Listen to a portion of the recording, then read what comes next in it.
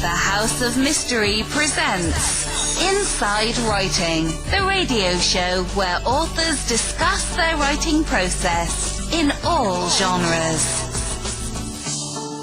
Okay, we're back now, and we have the great Dr. Ciaran O'Keefe from the UK live, and we'll be talking about all sorts of subjects like we mentioned earlier. Now let's start out with how are you doing tonight? Okay, hi Alan, how are you? Good. It's been a while. So, what have you been up to lately? Quite a bit actually. I'm now, well, since we last spoke, I've now taken up a position at a university in England, Buxton University, where I'm in charge of all of their crime degrees, so criminological psychology and police studies with criminological psychology and psychology and criminology. So I'm in charge of that, and also employed there to do research on parapsychology. Oh, great. And so I've been quite busy, involved, actually last summer, testing mediums over the summer, coming up with interesting methods of testing mediums and chatting to them about the process involved. So I've been busy with that, and Ghostlands, of course, is a big project that I've been involved with since, well, for I guess the Ghostlands team for a couple of years, but it's really only appeared online since Halloween last year. But so I've been busy with that, busy writing as always, and doing research. Yeah, just keeping very, very busy. Well, that's great. You know, and the Ghostlands we'll talk about. I mean, I'm fascinated with that. I've loved what you've done on that. That's just it's in my segment that I'm doing on the show called the most wanted scene. It's just I love that show. Brilliant. Thank you very much. You're welcome. Now, so what brought you to the new job with the university? Well, it's interesting how it happened, actually. I was originally employed up at Liverpool because of a colleague of mine, Dr. Matthew Smith, who's a parapsychologist, and he encouraged me to apply for a parapsychology position at Liverpool. And then I left there after a few years, went down to the south of France, was employed at Toulouse University, and then it was about 5 or 6 years later, so 2012, Matthew and I had kind of lost touch, and he ended up in a position at Buxton University, and when they were looking for a new senior lecturer, he put my name forward. Wow. Basically said that he was another parapsychologist who was an ideal person to have in the department. And yeah, I got the position. I've always, I guess that a lot of people know me because of the parapsychology work and because of Most Haunted and my TV work, but I've actually always worn two hats, a paranormal hat and also a criminal psychology or forensic psychology hat. And so this university position is perfect for me because it means I'm in charge of all the crime degrees and ensuring students learn about forensics and legal psychology and profiling and you name it, whilst at the same time the university is very, very happy with me doing parapsychology research. And that's not as simple as it sounds. No. You know, to do parapsychology research in an academic institution is not the easiest thing in the world. Certainly, you know, science and various academic institutes or universities don't view parapsychology as a real scientific discipline. Yeah, so, I guess it's all the live stuff and all the stuff going on TV that's kind of altered it some, kind of made it less popular. Yes, yeah, definitely. I mean, even asking members of the public about their perception of what a parapsychologist is, and a lot of people think of just, you know, a ghostbuster. Yeah. A ghost hunter, that's it, and the media's to blame for that, you know, and I say that even being part of the whole media ghost hunting campaign, and unfortunately academia, universities and mainstream science generally, they listen to what the media does. They listen to how how the media portrays these things.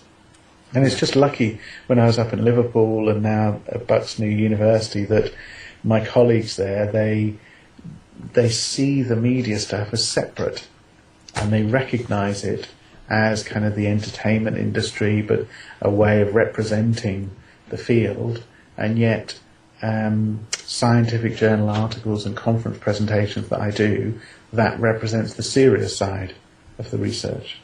Yeah. So why do you think that is? Why don't they?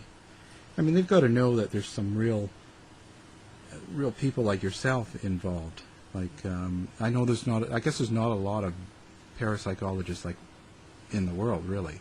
No, and it wouldn't be wrong of me to say that probably within the world today, if we're talking about parapsychologists educated up to PhD level and doing a PhD within parapsychology, you're probably talking about 50 or 60 tops in the world.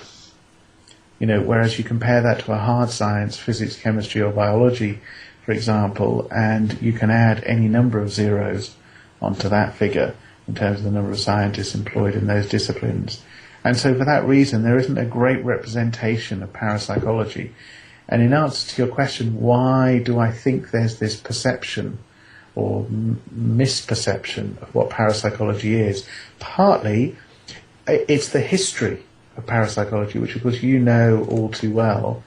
You look at the history of it, and there's accusations and instances of fraud throughout its history, of certain scientists being caught cheating their data, but also psychics being caught cheating as well. And that means that parapsychology has a reputation that it has to constantly fight to get away from. Right. You know, and mainstream science looks at a lot of parapsychology and just still considers it to be related to the psychic at the end of the pier or Ghostbusters going into a haunted house. Right. That's, you know, and as soon as my colleagues see that there are peer-reviewed journals and that there are conferences and there is good science going on, then of course it changes their mind instantly. Yeah, yeah. I just it seems strange, but I understand it. You know. I mean, there's also, it's probably not, you know, the scope of us chatting here tonight, but there's a huge kind of philosophical and world-changing aspect to it as well, which is if you're talking to physicists and mainstream scientists, there's the idea that if any of this stuff is true from their perspective, so things like telepathy, precognition, but even ghosts as being, you know, spirits, discarnate spirits, if all of that stuff is true, then it means that the rules of physics or the laws of physics have to change, essentially. And I think partly parapsychology, therefore, can come across as a little bit of a threat to the laws of mainstream science. You know, and for that reason you're dealing with scientists who have kind of a huge belief system in physics, in their own belief system, and therefore it's a threat to their belief system that this stuff could possibly be true. And it's easier to come from a very cynical point of view and say, well, it's not true at all. You know, I don't even know why you're researching this stuff. And I think that's the sort of perception that I get a lot of.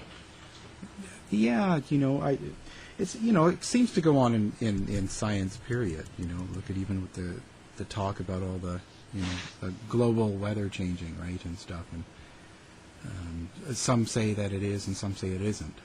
Yes.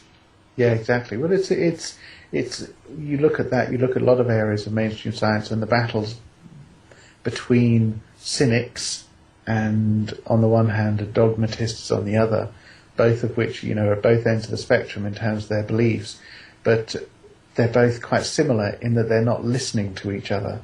Whereas the best way to be, of course, is skeptical, somebody who's in the middle, who's questioning but listening to both sides, listening to the evidence.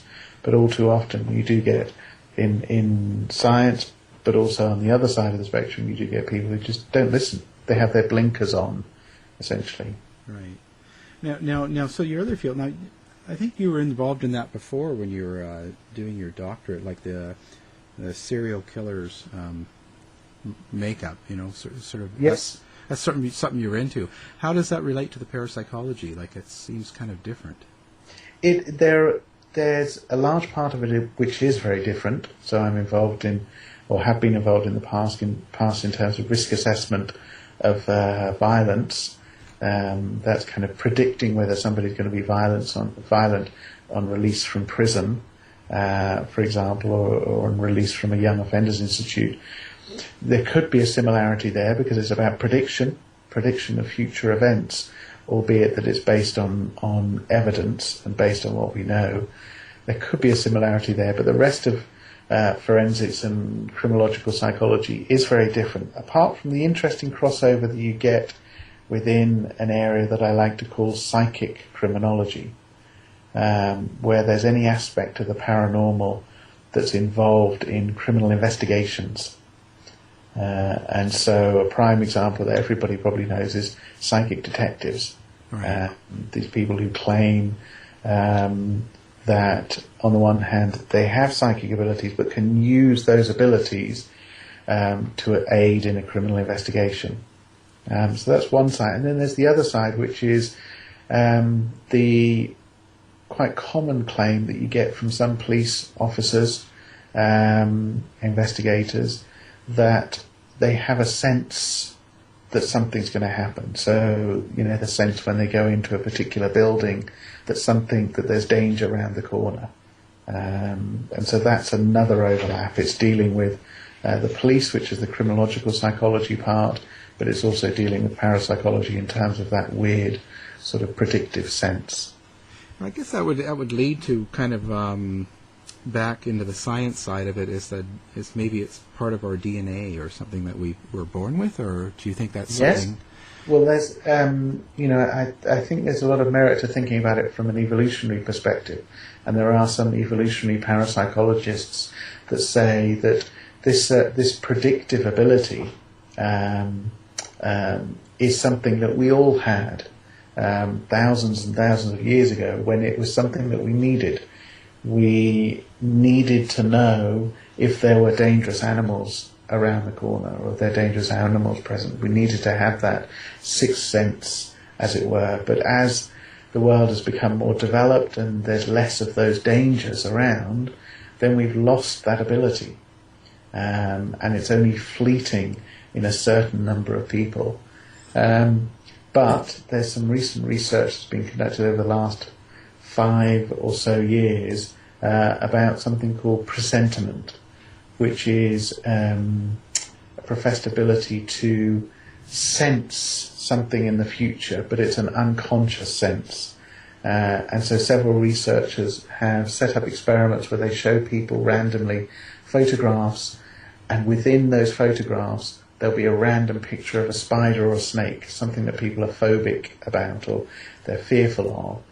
And in measuring people's physiology, when they're presented with those photos, what tends to happen is people's physiology reacts fearfully immediately before they're shown the spider or the snake, even though they're not aware that it's going to happen, and they're not consciously aware of becoming fearful. Their physiology changes, heart rate goes up, they sweat more, because they're just about to be shown quite a scary photo.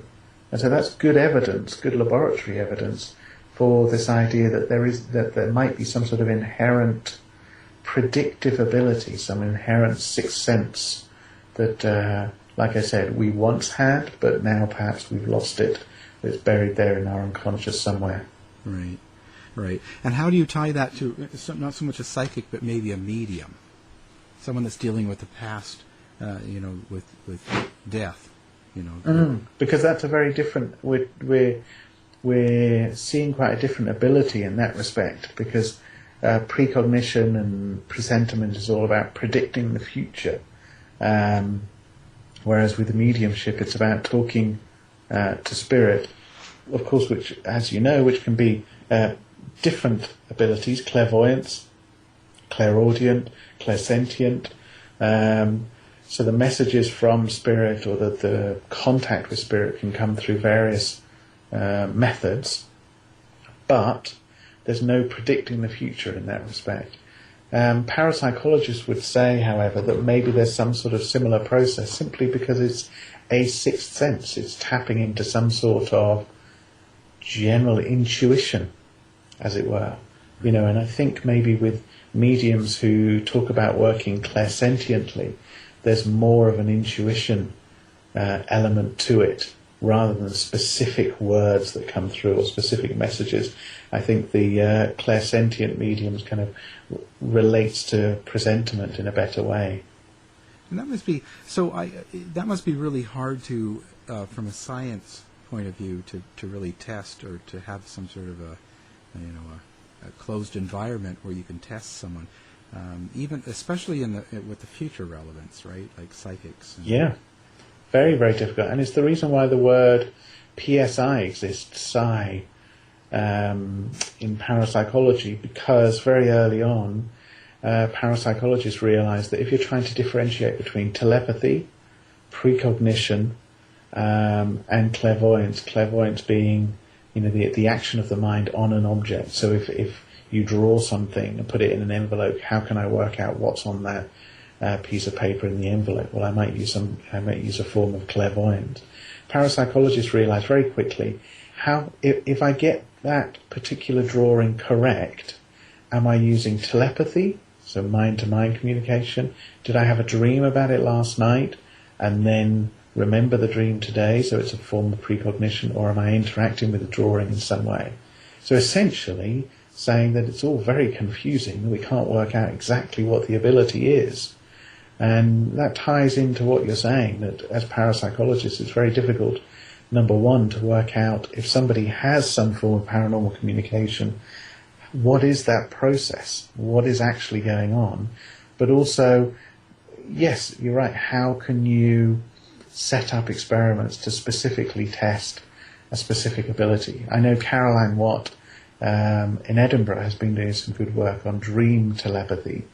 Or she calls it dream telepathy, dream cognition or precognition. But essentially getting groups of people to dream about a randomly selected clip that's selected by a computer at random the following day, and getting people to record their dream imagery the night before. And so there you've got a prime example of something where, if they're correct, it can only be precognition. It can't be telepathy, it can't be some other form. So it's difficult, it's very, very difficult to distinguish between these abilities. Have you done any research on that, like any yourself, any tests on mediums or psychics? Yes, I've done lots of tests. In fact, my PhD was focused on testing mediums and finding a way to test mediums in a very, very controlled environment, so that if they were successful, the only explanation you could say is that it's mediumship. And that was my PhD, and since then at Buxton University been involved in mediumship research as well. And it's certainly achievable. You can do it in a very controlled environment. You work with mediums to make sure that they're comfortable with that environment, because as soon as you start to get too clinical, there's the worry that you can lose their ability. So you need to really work in collaboration. But the other aspect of it is that I think one of the main findings that I've come up with is that you can't actually test mediumship communication in the lab. All you can test is paranormal communication. And by that I mean, if you had a medium in a lab, you asked them to come up with a reading for somebody in a highly controlled way, there has to be some verification of the information that medium came up with. There has to be somewhere down the line. And for that to happen, if they are accurate, it means that maybe what happened in that particular scenario was that there was some form of telepathy. Or maybe they accessed some record somewhere in an ethereal plane. What I'm trying to get at is, even though a medium might say that they're getting the messages directly from spirit, there's no way that we as researchers can verify that. All we can verify is that the medium came up with the information and it has to be some form of paranormal communication, but it can't be anything else. Now that in itself would be fantastic, but it's just saying that I don't think we can actually test mediumship in a lab. That's just what I was going to ask. Then how is it you could go about doing that? Because very tough. Really, and it's very tough. It's very tough even just thinking about setting up an experiment, because mediums work in very, very different ways. Individuals work in different ways, and they're comfortable in different environments. And a lot of the time, if you ask a medium to come into a laboratory in the university, like I said, it's maybe too clinical. It's not comfortable enough an environment, to be able to get information from spirit. Right. So really the atmosphere and what's around, but that brings back to suggestion as well. Like when you're out on a ghost hunt or looking through a haunted place, sometimes knowing a lot of the facts about the place is going to create some sort of thing in your mind, right? Yes. Well, you're describing there exactly. You're describing there the kind of basis of suggestion. Absolutely, is that as soon as you tell people a place is haunted, forget any information, but just tell them a place is haunted, you suffer from a situation where they can interpret any natural environmental changes as being as a result of ghosts, a ghostly presence. And it could be something as simple as a change in temperature. If there's a change in temperature and somebody knows the location is haunted, they may attribute that to a ghost. Whereas put them in an office building and don't tell them anything about the building, don't tell them that it's haunted, but just have them in there working away. If the temperature drops, they might put the heating on, or they might check to see if the window's open. Right. So suggestion plays a huge factor in haunting investigations. Yeah, that's a big question right there. That's and also, so what strengths do you actually attribute to being a parapsychologist in such ghost hunts and searches and stuff? You mean what sort of role do you think a parapsychologist plays? Is that what you're saying? Yeah, like when you I'm not mentioning any shows, but like when you see a demonstration or a show, and some have like a real parapsychologist, a doctor, someone that's studied, and a lot of shows don't. What do you think the advantage or the strength of having that parapsychologist on the show is? Well, I think the advantage is because of our training and our knowledge, and it's taking a very skeptical perspective of anything paranormal. And by that I don't mean cynical. I mean skeptical in the true sense of the word, which means we question the evidence. Looking for answers, basically. Looking for answers, but also we're not expert physicists, we're not expert environmentalists, but by the same token, we have the knowledge about psychology. Most of us have psychology training in our background, so we're aware of these things like suggestion, but also things like hypnagogic experiences, sleep paralysis, stuff like this, which can occur. But also we're aware of the environmental explanations for what's going on. And so I think it's that knowledge that you can bring to an investigation.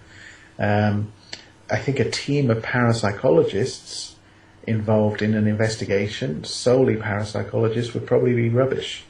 You do actually need investigators. You need paranormal investigators to, those that have field experience in there. But I think a parapsychologist lends that alternative explanation and that knowledge to what's going on, and a level-headedness as well. Right. I speak for myself in that respect. Yeah, the rational thought person there, right? Yeah. Okay, we're back now with Dr. Ciaran O'Keefe, and joining us now is his lovely wife, Anna O'Keefe. It's glad to have you. Thank you. Very nice to be here. So when we left, we were just talking about getting in parts of an investigation, and I was saying earlier, and I have to say it again, it's been a thrill. I just love the Ghostland episodes you've done, both of you. It's just amazing. I think it's refreshing. It's something good. I'd love to see the whole category go this way. Oh, Thank you. No, thank you. I mean, thank you for doing it, and I hope where do you see that going? Where are you taking that? I think, well, I'd like to say onwards and upwards, and do more and more of them. The thing is, we've got a Ghostlands team, so we've got episode 1 and episode 2 online as we speak, and it's we've got the core Ghostlands team, and we've already done more investigations. But as you can see from the way we put it together, it's not really a TV show to speak of. No. It's more of insight, isn't it? Well, it's more of an investigation. A lot of people were saying to me when I was on other shows, they said, "Well, why don't you do your own?" And Anna and I were chatting, and she was saying, "Well, why don't you just do an investigation, but have it filmed, but not the film. The filming shouldn't be the focus." No. And so that's why we put together these investigations, where you're basically just getting an insight into quite a long investigation that's conducted by the Ghostlands team. So in terms of where we think it's going, well, as we put more and more episodes online, what you'll find is we'll react to what people say. So with episode 1, people were making comments about the music that we put on there, and so we changed that for episode 2. The way we presented the EVPs as well. We'll constantly change that, and we'll update technology as well. We've already got some analysis software that we'll be using for the next episode, something that hasn't been seen before. So, we're just constantly evolving, but also, I think, just giving people that insight to an investigation. We're not going to get any more. We're not going to get glossy. It's not going to be showy. No. It's not going to turn into, kind of a Soap opera? No.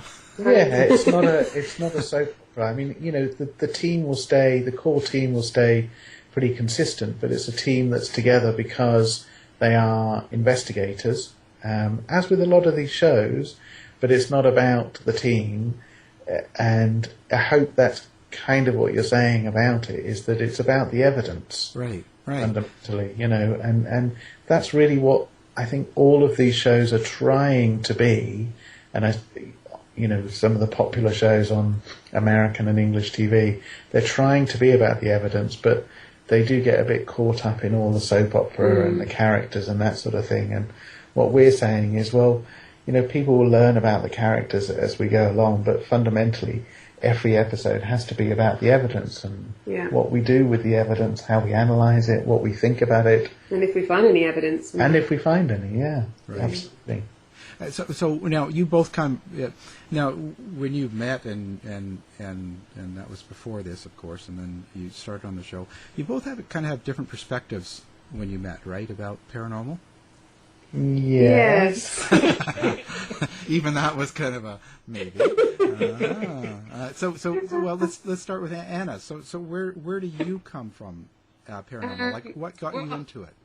Yeah, I mean, I met Ciaran through the ghost hunt events, and before that, I wasn't really interested in the paranormal. I had a few experiences that I couldn't explain, and about 3 or 4 experiences actually that I couldn't explain. So I was sort of like on the fence, but more leaning towards the believing that there's something there. So when I met him, it was interesting to sort of our discussions on the whole subject. So there was a lot of heated ones as well. Yeah, there were some heated ones. So the differences are what makes it exciting, right? yeah, I think so. Yeah, definitely. And we still disagree now. There's Yes, and even the first investigation that we did. Well, we've done investigations before together, but the first investigation that we did that formed episode 1 of Ghostlands, was a location, a Second World War bunker, and that's a key location for Anna that she just does not like at all. You just genuinely, you hate that place. I found the location when I was doing a risk assessment I was trying to find a location for a charity event, and I found this World War II bunker, and on my site visit for the risk assessment, I just did not like the place. It was just the weirdest atmosphere. And, and I took some photographs, and that's when some of the images you see, actually on the Ghostlands website, you'll see an image that appeared. When I got back to the hotel, this image, this sort of outline of a soldier in front of the guy that showed me around. So yeah, just don't like it. And you've been back a few times. Anna's been back a few times, and I guess what doesn't come across with ghost lands is the fact that when we're doing these investigations, some of them they're not just one night. Basically what you're getting is a snapshot of quite a lengthy investigation, a number of visits, and on one of those visits, it was just Anna and myself in the Second World War bunker, to the point where I had the camera, the video camera, and I said, right, I'm going to just walk around in the dark. Didn't have a torch or anything. I'll just walk around with the camera, and I couldn't go in. No, I had to sit outside in the gun ring area. Oh yeah, you were really scared in that, weren't you? I saw that.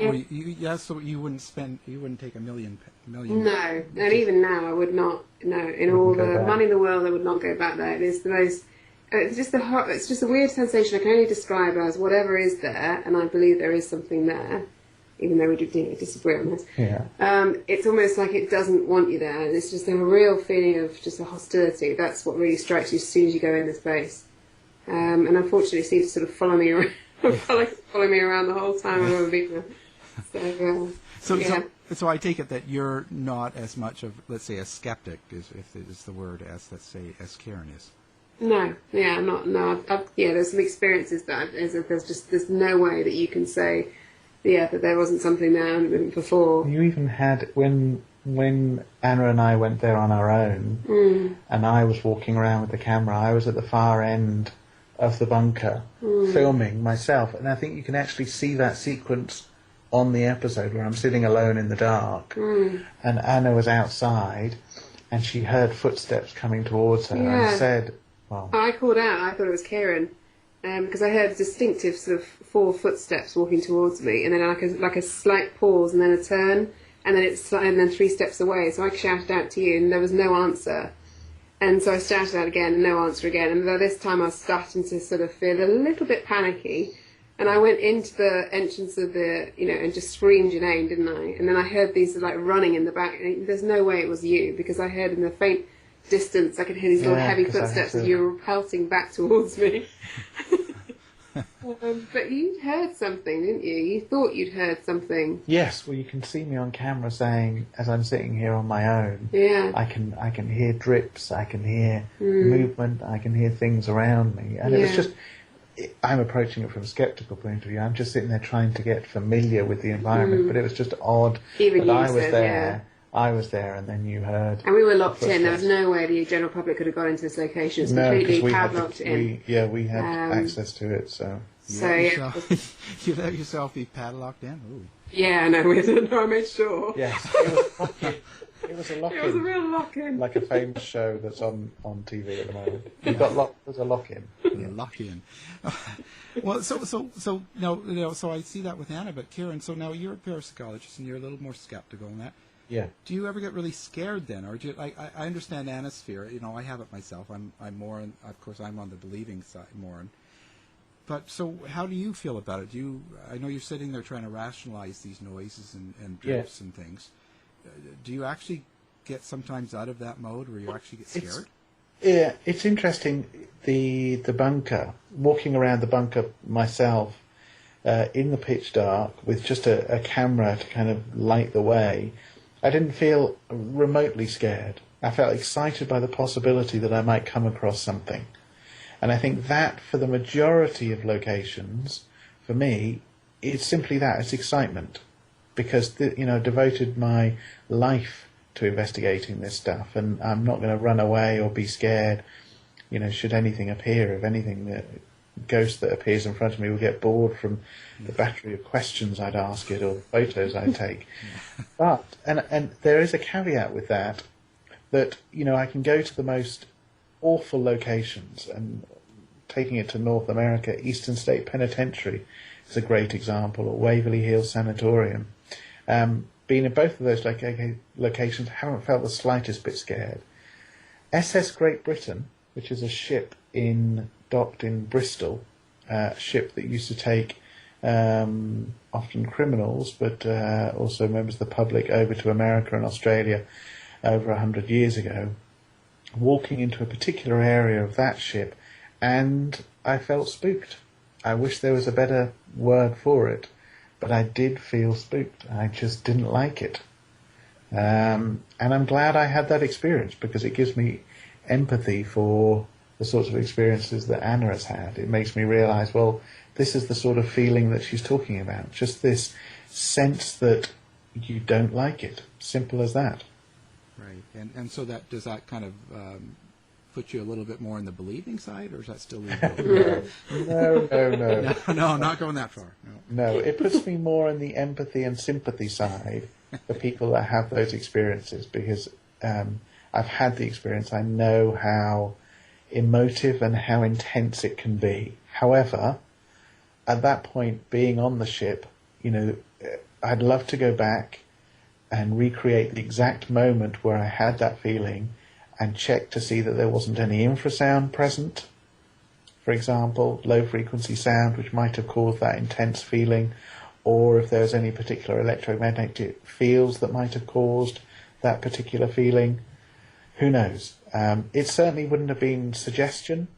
It wouldn't have been the fact that it was a haunted location and therefore, I was prone to suggestion, because otherwise, having been in thousands of locations before, why didn't it happen in those locations? So I guess my problem, if you want to call it a problem, and Anna certainly calls it a problem, is that if I have an experience like that, I'm always trying to rationalise it, rather than just go, yeah, that could have been, could have been a presence, could have been something. I mean, that's good. I mean, it's always good to think about. I mean, I still do that too. I try to rationalize everything that happens when I'm in an investigation. So, So speaking of that, now the steps. What are your process? Like, kind of how? What are the areas what scientific data do you collect for these shows? Well, in terms of the Ghostlands investigations, it's led by eyewitness testimony. And so it's initially research, speaking to people that work in the location, the staff, but also speaking to eyewitnesses about their experiences, but in using, again, a particular tool from my forensic psychology work, which is cognitive interview, which is used by the police to get the most accurate information from eyewitnesses.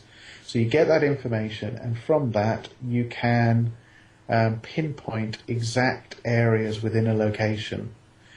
Now, those are the areas that you should focus the investigation on.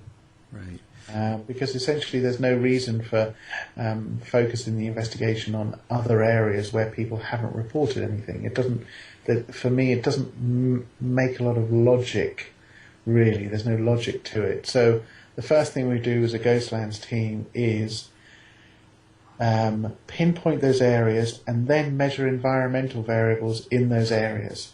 And you can often even focus as well if there's particular sorts of experiences that people are having. So if they're all reporting hairs going up on the back of their neck, for example, then you might focus on infrasound. If they're all talking about temperature drops, then you would look for temperature anomalies or humidity aspects, that sort of thing. But you focus all the equipment, measure as many environmental variables as you can, which includes infrasound, electromagnetic fields, humidity, air pressure, temperature, you name it, and have that recording for as close to 24 hours as you can. You would also focus on particular times when people have had the experiences. If there's a repeatable time, then you'd be interested in the data from those particular times. And then the next step would be to send in individual members of the team. The preference is some of the investigators would know the location, would know the stories, and some of the investigators wouldn't. And then you'd get them to record their experiences.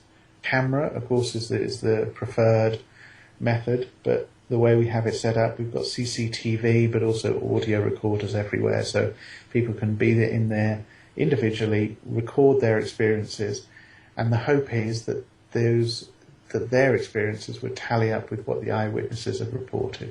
So that's why it's quite important not to have suggestion for everybody, to have investigators going into the location blind, And then our next step is to build up, is to go from individuals to pairs or to groups, to see if that makes any difference. And constantly, whilst this is also going on, the environmental variables are still recorded.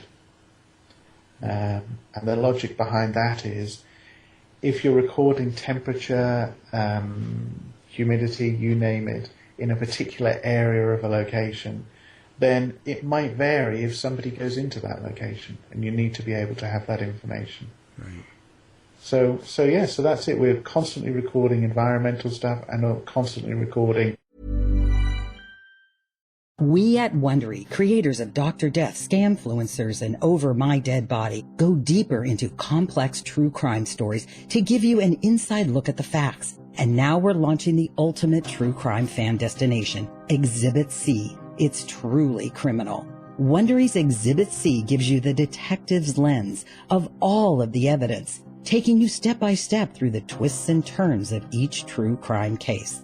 Join the Exhibit C online community to access exclusive show merchandise, member-only content, and to hear directly from top criminal and social justice experts, witnesses, and investigators as they take us beyond the evidence and into the case file. Join now by following Wondery Exhibit C on Facebook, or find us on the web at WonderyExhibitC.com and listen to true crime podcasts on Wondery and Amazon Music. Exhibit C. It's truly criminal.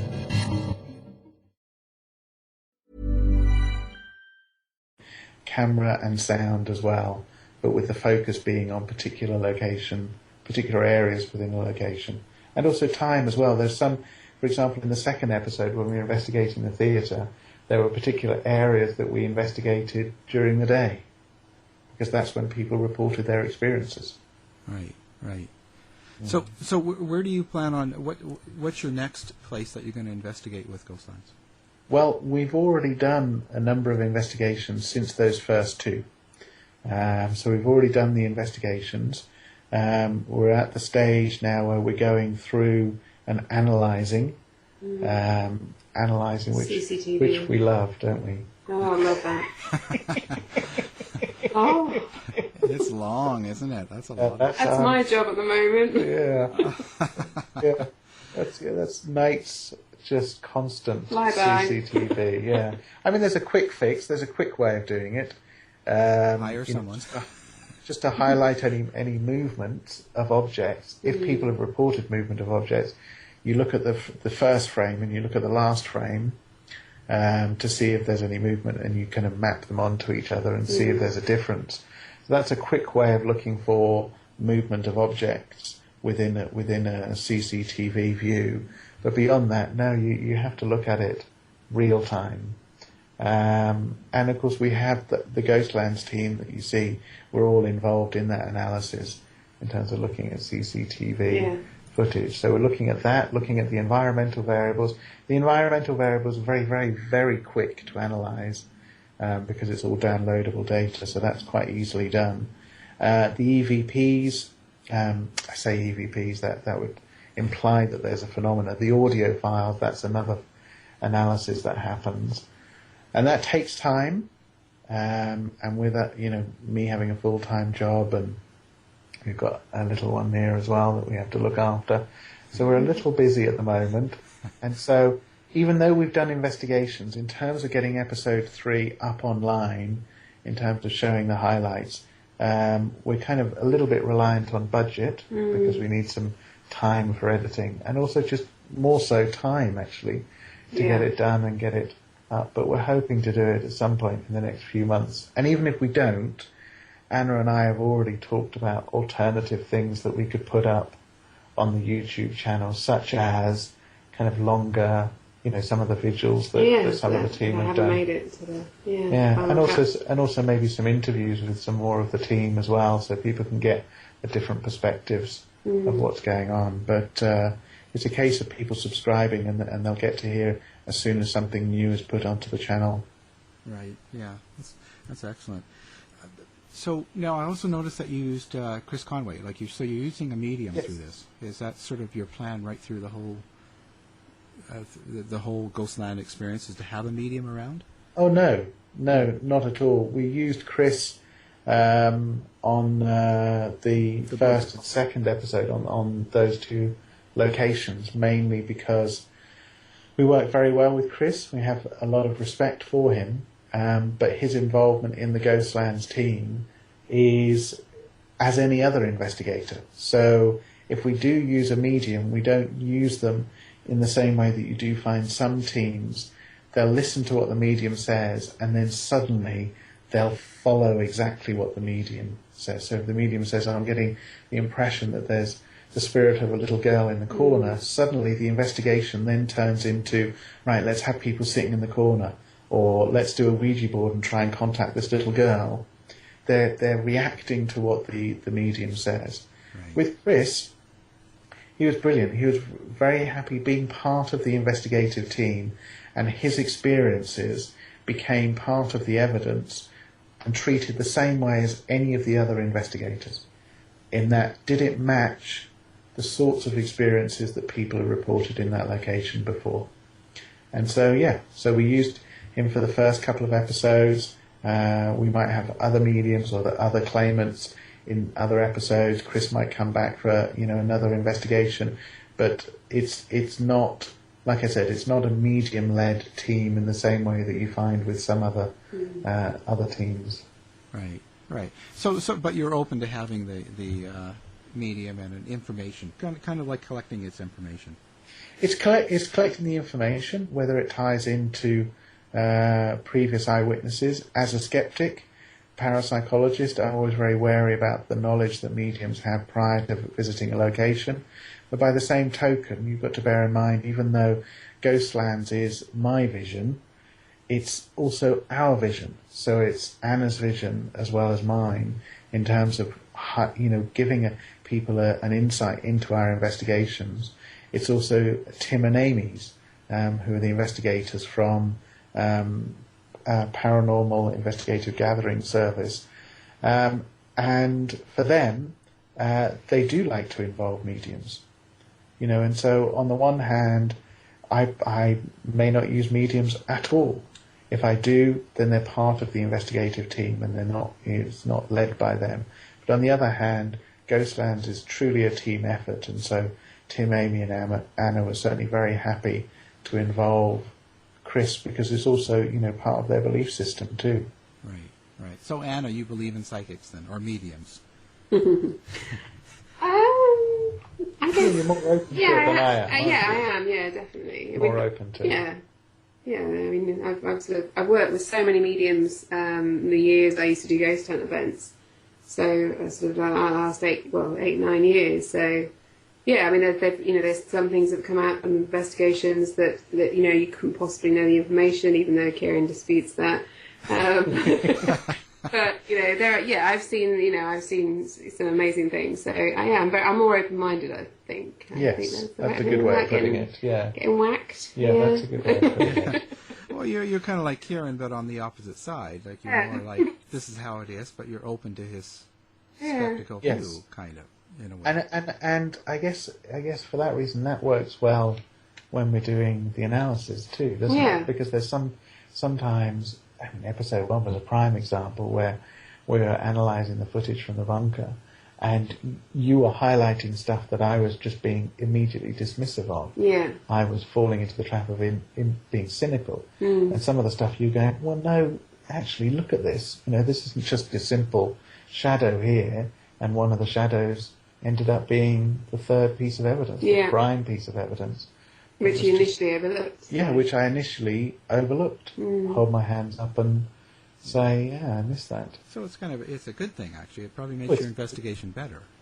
Yes. Yeah, I think so. Yeah. I was saying it's brilliant. I've got to say it's brilliant, haven't I? Hi! Sorry. Okay. It works very well. It works brilliantly. Really well. He says through gritty teeth. No, it does. No, it's I'm totally I'm all for it. I'm behind it totally. I think it works great. So Thank you very much. Oh, okay. We're back now with Dr. Ciaran O'Keefe from the UK, and we're going to pick up right where the left off. And so with investigations, was there any place that sort of stuck out for you? And being from the skeptical side, that sort of you would love to go back to, or something that you think there's more there to investigate because you're not quite resolved? Well, I think there are a number of locations I'd love to go back to. We were chatting just before the break about Ghostlands, and I know Anna would hate me to say this. She's gone up to bed now, but I'd love to go back to that World War II bunker for a longer period of time. I mean, the episode that we showed is an investigation that was conducted over a number of days, but I'd just love to go back again with people that potentially don't know about the location, and visiting it for the first time and see what sort of experiences they have. So that's one location I'd love to go back to. Another location would be Hampton Court Palace, right, which is a particular favourite of mine, and I think is a holy grail of locations for a lot of investigators, certainly in this country, mainly because of access, because getting access to the location is very, very tough. And I tried to get some, School of Parapsychology students involved in an investigation there and it took years to try and get security clearance, and it just never happened. It's a very difficult location to get into because it's one of the royal palaces, right, essentially, but a location where the historical accounts go back hundreds and hundreds of years, and there are written accounts, with pages and pages and pages of accounts, and of course the association with Henry VIII as well makes it a fascinating location. So I'd love to go back there. I spent 2 weeks there, living there. It's a hard life. Ooh, I guess somebody's got to do it. 2 weeks living at Hampton Court Palace back in 2000, which was very rough. Oh. But thoroughly enjoyable. And that was with a team from the University of Hertfordshire, and we were particularly focusing on looking at suggestion as a possible cause of hauntings, but also looking at the magnetic component of actually the building. Particular lime that was used in the construction of the building had a magnetic component to it, which might have affected people. So it was there for 2 weeks, but I'd love to go back. Aside from that, those are places I've investigated that I would love to go back to. There are also locations that I would love to investigate that are historic locations that I've never had the opportunity to investigate, and one of them would be Borley Rectory, which is known as the most haunted house in England because of an investigation by Harry Price a number of years ago, but unfortunately it's burnt down. Oh. No longer exists, but it's again one of those holy grail locations. I was lucky enough to be involved in an investigation of an area called the Nun's Walk, which features in Harry Price's writings, but in terms of the Borley Rectory, nothing more. There is also a last location. Sorry to rabbit on, but no, this is interesting. There is a location in Cambodia too, but that's just because it looks like such an amazing place, which is a particular village, ghost town almost in Cambodia that I'd like to investigate. But no, I digress. The last location, or the last investigation, which is not strictly a location, would be the Enfield poltergeist. The location would be Enfield, North London. Right. That would be the location, but we're dealing with a poltergeist case. A poltergeist case from the 70s. It was a case that ran from August 77 to September 78. But because it was poltergeist, the claim was that it was focused around a young girl at the time, the young girl that was living in the house with her family, Janet Harper, who was age 11 at the time. And so it's an odd one because I can't really go back to the location. The poltergeist, by the very nature of poltergeist phenomena, it ran for a short time, and that was it. And then there's been nothing since. And that's kind of the nature of poltergeist phenomena. So it's one of those things that'll never happen. I've seen the outside of the house, but certainly there's no phenomena that has occurred since that investigation that was done back in the 70s. But yeah, for me, that is the ultimate case, the Enfield. Yeah. Well, I'm getting into the poltergeist, and a case like that, like Enfield, it must be really hard to get the evidence from it. I mean, evidence from the 70s must have been pretty weak. Yes, yeah, weak in terms of an accurate record of what's happening. Sure, but strong in terms of the evidence that's claimed by the investigators. Some of the evidence, or a lot of the evidence, is audio evidence, as in recorded by tape, on tape, just the old recorders of the time. I was very fortunate to get one of those tapes from an interview that was done with the family and also with the neighbours at the time, in which you can hear things happening. So you can hear the investigators reacting to the fact that some of the drawers opened in one of the items of furniture in the lounge as they're talking. So you can hear that, but it's evident, it's anecdotal evidence, because all you're hearing it is an audio recording. But you're right, back in the 70s, the method of collecting evidence was weaker.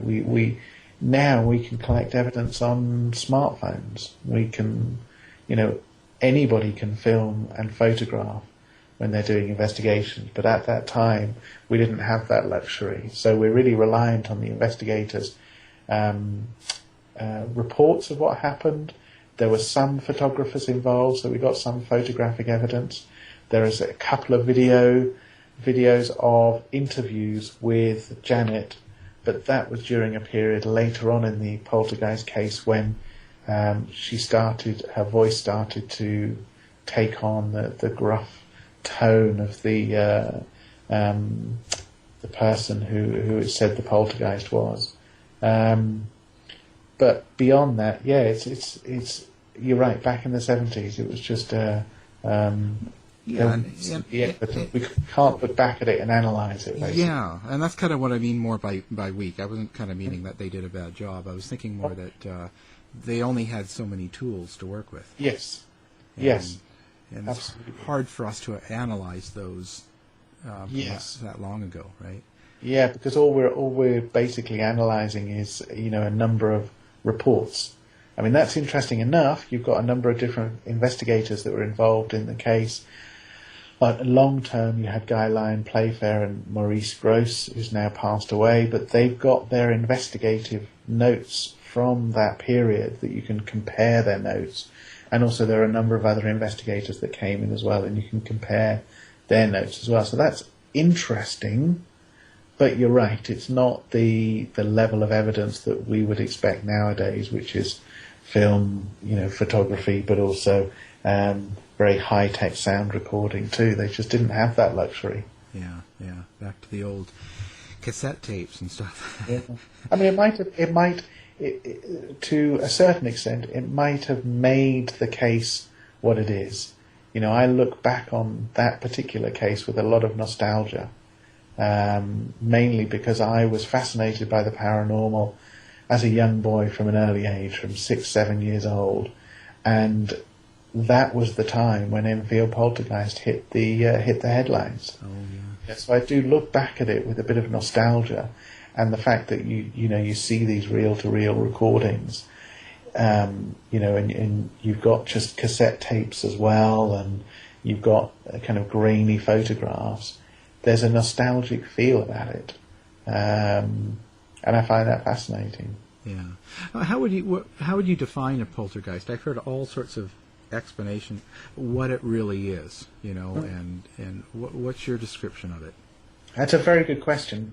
People often say poltergeist is a German word, meaning noisy ghost. German Geist meaning ghost, and polter being noisy. And that's often how it's defined. It's a ghost that is noisy, produces unexplainable noises, but also can produce spontaneous fires, electrical disturbances, movement of objects, that sort of thing. Essentially a mischievous and noisy ghost. In speaking to some colleagues, some German colleagues, they say a better derivation of the word poltergeist comes from a German word, and I can't get the pronunciation right, but it's basically the first part of the word is polter, and it's when you're in a house and if people say, what's the noise coming from that other room, then you refer to it with your hand and say, oh, that's, and it's polter, blah. Yeah. And you're referring to a little child, a living child, who's in the other room, but making noises and being mischievous.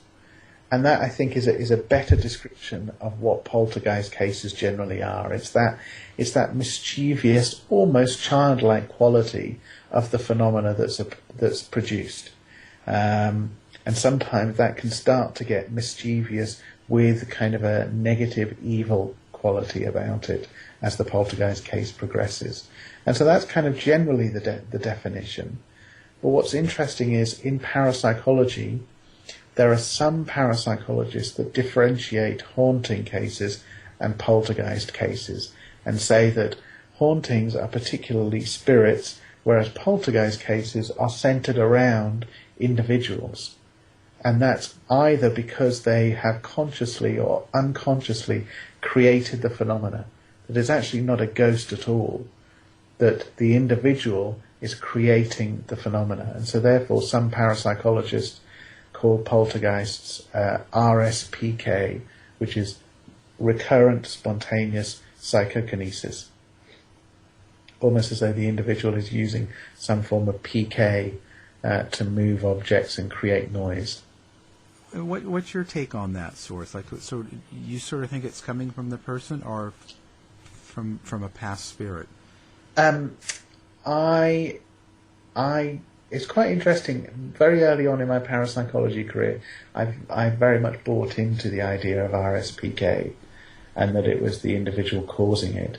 Now, I'm not so sure. Certainly, there's a book by Alan Gould and Tony Cornell called Poltergeist, in which they do a survey of poltergeist and haunting cases, and they actually show that you cannot do that differentiation. You cannot distinguish between the two so easily, that you will get some haunting cases where there's occasionally a noise that occurs, or a haunting case where an object is moved, or there's a spontaneous fire, or that sort of thing. So you'll get a crossover, or you'll get a situation that's described as a poltergeist case, and yet the family move away and people in that location still experience the phenomena. Well, if it is RSPK, then there's no way, that the phenomena should continue if the family leave. The phenomena should follow them. Mm-hmm. And so I'm of the opinion that I don't think we should be too quick to distinguish between the two, and I don't think we should be too quick to say if there is poltergeist phenomena that it's because of a particular individual. Because the other thing is that William Roll, who's the parapsychologist that came up with this idea, he said that the phenomena is normally focused around, or the majority of cases, anything up to 70%, are focused around adolescent girls because of the emotional turmoil that they're going through. Now, if that's the case, if it's genuinely because of adolescent turmoil, then we should be seeing poltergeist cases all over the place. Oh, really, wow. The logic of it. Do you know what I mean? Yeah. But how often do you come across a poltergeist case? Right. And none of those have been anywhere near on the level of Enfield, and that's in 25-year research history. Yeah, it just yeah. Frustrating. So now, where just for everybody out there, like, where did you get your start? What brought you into it? You mentioned Poltergeist in the movie and that in the 70s. Is that kind of what led you to do everything that you do and brought you into it, or was no, I mean, I had an interest in it, and I was reading Unexplained magazine, and I had was looking at Arthur C. Clarke's Mysterious World as well, that was on the TV at the time, and fascinated by horror and ghost novels from a very, very young age. So all of that was an interest, but it never for once did I think that it could become something serious until, and it's about 30 years ago now, well, it is exactly 30 years ago, because it's the anniversary this year of the movie Ghostbusters. Right. And I saw that film as a boy, where they were parapsychologists, they were doing scientific research in a lab in Columbia University, and I thought, you know what, that's what I want to do. That's exactly what I want to do. Now, I don't have my proton pack, and I don't have Ecto One the car, which is a real shame. Yeah. Ultimately, that's what started me out. That's what started me on a career of parapsychology. To the point where I even contacted Columbia University at the time and asked them about their parapsychology lab, and they said, "Well, no." Yet again, we have to tell you that it's just a film and we don't have such a lab here. However, there is a lab down in North Carolina, an Institute of Parapsychology, which was then the Ryan Research Center, and that may be, of interest to you. And so I got in contact with them, got a bit of information from them, and then, roll forward 5 or 6 years, and I was doing a degree in the States and working with some of the parapsychologists down in North Carolina, just outside Duke University. So that's what got me started. Must have been a lot more challenging back then too, right? Yes. Challenging also because of the way it was perceived, but also challenging because of the access to materials, to research. I was conducting an undergraduate thesis as part of my psychology degree on parapsychology, and it meant that every other weekend I would have to do the 8-hour drive down to North Carolina from where I was in Washington, and go through all the journals and books. Now, I loved it. I absolutely loved it. But of course, nowadays, you can just jump onto the internet and find any number of sources in parapsychology. So it's a completely different world now than it was, all that time ago, 25 years ago. Yeah. And also, like you say, challenging in the respect of also conducting research. Because even though mainstream science, like I said today, kind of views it in a particular way, because of technology, we can conduct research in an easier way. We can do ghost investigations a lot easier than we would have been able to back then. Yeah. Do you find it a big difference, like when you've done investigations in both the U.S. and in Europe? Do you find a difference in the attitude of general public, or even people you investigate with, or places you go to? Yes, yeah, very, very different. But there are two camps. There's in North America, there's one camp which is focused on the gadgets, focused on the scientific side, who will basically like to go into a location armed to the teeth with as many gadgets as they can get. And I think that same camp exists here in the UK as well. But then there's also investigators in the States and North America generally who I think follow too much what the medium says. In terms of, even if a medium is speaking with vagueness and ambiguity and not picking up on anything specific, they'll often follow what the medium says and focus the investigation on that. And I don't want to make it sound arrogant that I have the only way of investigating and I think it's the right way. I think that's far too arrogant. I think there are any number of different ways of investigating. There's the spiritualism route, there's the use of seances, Ouija boards, the use of equipment, or just back to basics and not using any equipment at all and just using your human senses. That's a method as well, which is equally useful. And I think all of those who's to say which one is the right one and which one is the wrong one? It's just quite interesting that in North America, there seemed to be a little bit more of an emphasis of having mediums involved in investigations. Oh, yeah, yeah. Well, you know, it makes for, it's bad for me to say, but it kind of makes for more entertainment too, right? I mean, you know, because I'm coming from the medium side, right? You know, I've yes, done that. of course. So I'm not trying to slam. I'll probably get some mail, but it's not what I'm saying. It does add to the value.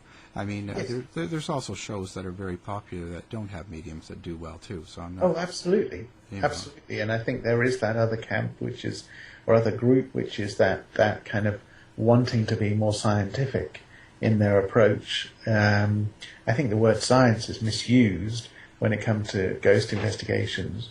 You know, I think even the process that I was explaining in terms of ghost lands isn't necessarily a scientific approach. You know, it's a scientifically minded, but it's not necessarily science as we know in terms of laboratory research.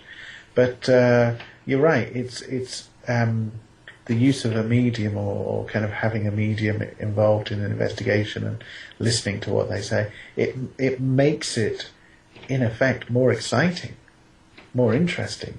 You know, anybody that's actually going out there and doing these investigations knows that sometimes it can be like watching paint dry. Right. You know, because nothing. You know, I think the shows do. They create this warped picture that every time you go into a location, something happens. Yeah. The reality is, it's just not like that at all. No, but they're cutting out a lot of the dead time, right? Oh yes, absolutely. Yeah. Excuse the pun. Yeah. Yes, absolutely. Yeah. Well, you know, that's it. So now, do you think there's more of a belief in the general public in Europe, in England, than there is in the United States or Canada? That's sort of. Do you find that? Do you have more skeptics? That's a tough one. That's a really tough one. I think there's more of a belief maybe in North America. Okay. To be honest, well, there's certainly more shows now. I mean, there's definitely more in the mainstream now. Yes, there's more. Yeah, there's more shows. They're more in the mainstream, and I think, you know, people often say to me, "Do you think, you know, shows have done ghost hunting have created a bad situation? You know, have kind of given ghost hunting a bad reputation?" Well, there's two sides to it. The advantage of all of the media stuff, all the TV shows, is they've made discussion. They've made things like this, us doing this radio show, you know, people going out on an investigation every weekend. All of that stuff happens because of these TV shows. You know, so it's made it more acceptable to talk about it and to believe in this sort of stuff. And I think that's a good thing. That's a really good thing. Yeah. It's more accessible to people. Now, yes. Did you think these investigations going on, I mean, just your opinion, or a lot of these investigations, do you think that, okay, so for instance, if there is a ghost, that we're sort of affecting it in a negative way? Well, that's interesting. I've spoken to colleagues before at particular locations who have said, wow, if you'd only been here 5 years ago, you know, stuff was happening 5 years ago. But unfortunately now, every single weekend, we've had ghost groups come in and ghost events come in. And it's almost as though they've tired the ghosts out, or the ghosts have got bored in a way. You know, the constant groups kind of trudging through a location has almost killed the ghosts, if that's the right expression. There's another pun. Sent them on their way, as it were, without specifically saying they've gone to the light. But, you know, that sort of aspect. But yeah, there's another part to it. You're right. You know, having human agents, having people in a location, can affect what's happening in that location too. You know, it would be kind of disturbing. Yes, it could be. It disturbs the atmosphere. You mean? Yeah. Yes, Yeah, I think it possibly could. It could really disturb it. And also, we're just talking about human beings generally. The emotion and feeling and personality of the people involved in those investigations can alter the atmosphere or the location in a particular way. Oh. So if you have people in a particular mood or highly negative or aggressive personality, that can have a different effect to somebody that's maybe more positive. Right, and that those influences are felt. I mean, I don't know if I can explain it, but it's like when you walk into a room and there's been people that have just had a fight or there's something that happened. Yes. You can just feel the tension without any words. And even the way dogs react to each other and animals, the way they can communicate without, speaking. Absolutely, and part of that, I think, is tying into this idea that maybe with mediums, what they are, and yourself included, what may be going on is that you are better at picking up those sort of environmental changes than everybody else. And then that forms a trigger for then the information to come through. Yeah. You see what I mean? And it specifically works very well with clairsentient mediums as well. Yeah. And I agree a lot, but not always. It confuses me because being in that side of it, there's times when I don't pick up things going on at all. As in live things, like people that have happened in a room or things gone on, and other people I'm with do, that have no sort of sensitivity at all, and they sort of know and pick up things and tell me, and I'm like, oh, I guess I'm not working today. I don't know. Right. Well, that's interesting. That goes against, in a way, what I've just said. It does, and that's sort of. I've always questioned my own sort of things that happen to me, so that's why I have no problem talking about it, because I'm never trying to hide anything. It's just sort of this. Sure. It happens. I can't explain it, and I don't understand it, so I definitely bring it up because maybe someone else can help. Yes. Yeah, and I think that's why I've carved out a lifetime career for myself, because at the moment parapsychology can't really explain what's going on with mediums in terms of the process, the same way it doesn't have a good theoretical basis for any of the abilities going on at the moment. And it's that, and it's also looking for that ultimate proof. It's like I said, it's carving a lifetime career out for myself. Yeah. Well, we're glad you did. Thank you. And just off the subject on the end, just before we get there, I just wanted to ask a few quickies, like about your impressions of zombies and let's say the Bigfoot and things like that. If you have sort of any opinions on that. Yes, well, that's kind of a little bit out of the area of parapsychology. Loch Ness and Yetis, that sort of stuff is cryptozoology. But in terms of zombies, I'm a huge zombie fan. And I've written quite a bit on zombie psychology. That is the psychology of zombies, but also the role of psychologists in a zombie apocalypse. And I find that absolutely fascinating. And I've got quite a bit of writing and some TV stuff coming out this Halloween exactly on that subject. So it's worth looking out for. Oh, that'll be exciting. That's good. I look forward to that.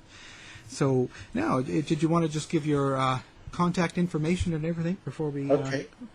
Yes. If people want to check out Ghostlands, just go to youtube.com/Ghostlands Online, or type in Ghostlands Online into the search engine.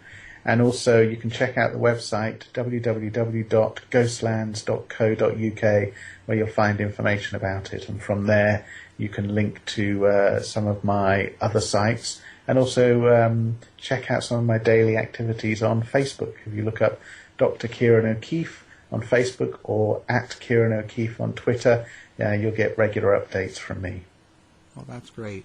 I'll tell you, it's been a real pleasure, and it's always an honor, and I think that it's amazing. First show in the new series here, and you couldn't have helped me more by doing it. So, An absolute pleasure. It's been lovely chatting with you again. Great. Thanks, and we'll talk to you again. Okay, take care. Bye-bye. Acast powers the world's best podcasts. Here's a show that we recommend. Hi there, I'm Kendra Adachi, and I host the Lazy Genius podcast, a show that helps you be a genius about the things that matter and lazy about the things that don't. But here's the kicker. You get to decide what matters, not me. I'm not here to tell you what to do. I'm here to give you a new way to see. Episodes are around 20 minutes and are full of practical, helpful information, as well as a lot of permission slips to do what makes sense for you. New episodes drop every Monday and cover a broad range of topics, from laundry and getting dinner on the table to finding work-life balance and organizing your inbox. So I invite you to give the Lazy Genius podcast a listen. Together, let's stop doing it all for the sake of doing what matters. Acast helps creators launch, grow, and monetize their podcasts everywhere. Acast.com. You've been listening to the House of Mystery radio show. To find out more about our guests, hosts, or show, go to www.houseofmystery.com. Show's over for now. Was it as good for you as it was for me? Well, good night. This has been a production of Something Weird Media. I'll be back.